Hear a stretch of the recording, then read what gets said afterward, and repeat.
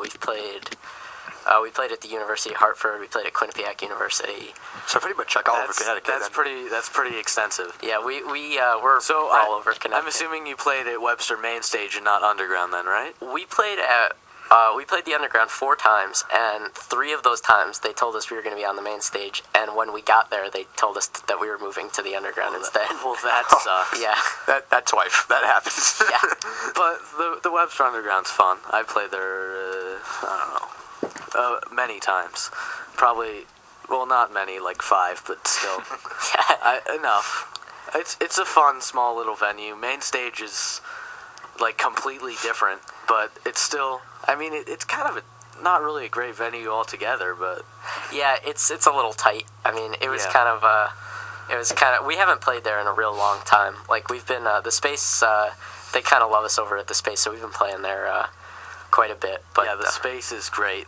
Which actually reminds me, we are, for anyone listening and who's interested, we're actually playing at the Space on November 28th, which is the Saturday after Thanksgiving, and we're headlining that show. There's going to be 12 bands there. It's like an all-day event, but a festival. Yeah, I love those. We're out at 10:45, so. Well, that's impressive. So you can go see Last Place Victory at the Space on the 28th. Yeah, don't miss out on that. Check them out, please. You should probably go. Just saying, you should probably go. Do you ever play any covers? Yeah, actually, not too much, but we've done some stuff in the past.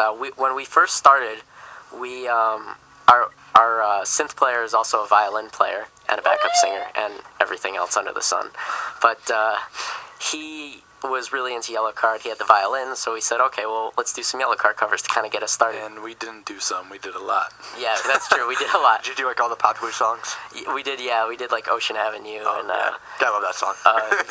View from Heaven, Breathing, Believe, like a bunch of those songs like that. But Light Up the Sky, I think we did once. Yeah, we did. But did you ever compensate becoming a Yellowcard cover band? Not really. We did View from Heaven. Did you say that? Yeah, I guess that's a good thing. My favorite cover that we've ever done, though, and we actually still do it, is a cover of a Billy Joel song. Billy Joel. Yeah. Who? What? Nice. Oh my God. Wow. It is the real popular acapella one that for some reason is eluding me right now. Piano Man? No. Acapella. Yeah, no. It's, oh my God. Billy For Joel. the longest time. Thank you. I'm sorry. For the longest time. Of course. And we turned it into kind of like a punk rock version of his acapella version, so. That's interesting. Yeah.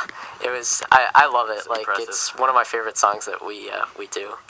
I love it when bands do that, when they take songs And they make it their own. Like, there's an album over here in the studio a while ago. It was called Metallica. And there were all these ska bands that just took metal songs and made them into ska songs. It was great. I should play them. Maybe later on the show, even though we are already halfway done. But maybe eventually. More questions. Oh, wow, I have a lot of questions. Who writes your songs? I guess that would be me. I usually what happens, our kind of writing process is starts off either myself or Kevin. We usually get together and we'll kind of just like jam for a little bit, or one of us will come up with an idea and say, okay, well, here's what I was thinking, and then we'll kind of both like throw things into it, kind of try to expand the idea and develop it a little bit more until it becomes an entire arrangement. And then I'll usually take the arrangement and take a pen and a pad and try to take some lyrics to it. And then we bring it before the rest of the band once we have something somewhat solid. Nice. During your practices, what are your practices generally like? Like, is there like a strict schedule to it or anything like that? Like, usually my practices go like, we're good for the first like 20 minutes, and everyone just starts like noodling and crap and like. We it's tend chaotic. to do that sometimes. Yeah, we're all pretty ADD, so I mean we do that at times. But we are pretty productive though. I do have to say that we usually come in. It usually Well, if we say we're gonna start practice at 6:30, we usually don't start until at least 7 or 7:30. Oh yeah, sometimes 8, sometimes Yeah. 8 o'clock. And I'm sure the neighbors love that. But then once we get rolling, we'll say, like, for example, if we're working on a new song, we'll kind of block it out and be like, okay, let's work on the intro, or let's work on verse 2 or whatever. Or if we're just practicing for a show, usually we just run the set for a while. Usually a couple times, and until we feel comfortable, or if there's anything in particular we want to work on. Well, that's always good. A good thing to have a schedule somewhat like that, where you don't like completely screw around and get nothing done all practice, which is what usually happens with high school, college bands for the most part. Yep. It's very frustrating. Extremely frustrating. So you need to have schedule. You need Somewhat of a schedule. Someone needs to crack the whip, basically, and take control. That sounds bad. So someone needs to. Just a little Someone bit. needs to provide some formation and structure, whatever you want to call it. What do you guys do in your spare time? Play music. Great answer. Yeah, I mean, actually, lately that's kind of been the whole thing. Like, I mean, I work full time, so I work for IBM, so I'm kind of there like for a 40-hour week. But after I get out of work, I usually try to meet up with Kevin somewhere, and we try to write some new stuff, and that's really like what we've been doing lately. The past 3 weeks. Yeah, like Writing new stuff. nonstop every day.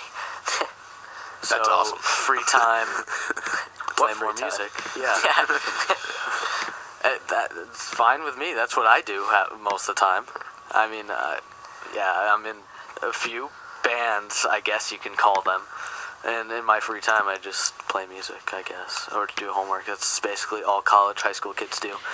How can fans to be gain access to your music? I pretty much know. Well, no, actually, I don't know this.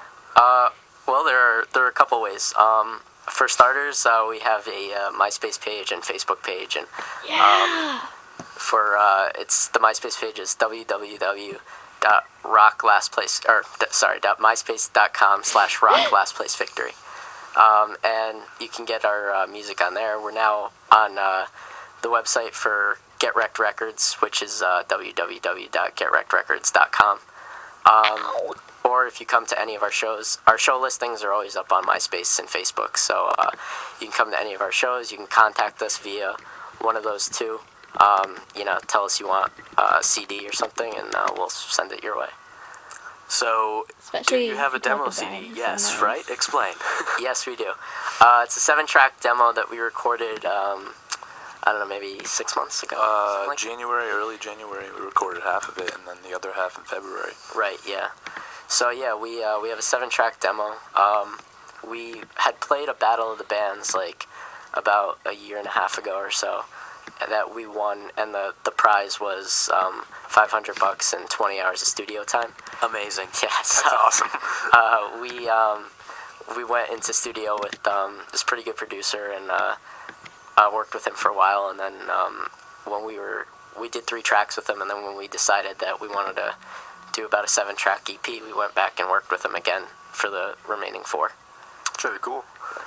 It's impressive that at your age you can actually get a producer and studio time to record something that sounded like professional quality, in my opinion at least. I think it sounded pretty legit. Oh, well, I'll have to tell our producer you said that. You did a great job. Yeah, it's impressive for, like, usually most college, high school kids, when they come out with You give us, like, EPs, it's like a quotations, it's crappy, inaudible demo tape. Yeah, you can't. No, you like the levels are all messed up. You have Mixed poorly. Yeah, because that's the problem. Kids can't mix and master stuff because they haven't learned how, and that's the biggest thing. Like, even if you're talented and you don't know how to mix and master stuff, you can't come out with a successful album or song. Basically, their idea of mixing is just move the faders all around. Like, all right, I guess sounds good. All right. Do you have any advice that you would give people trying to form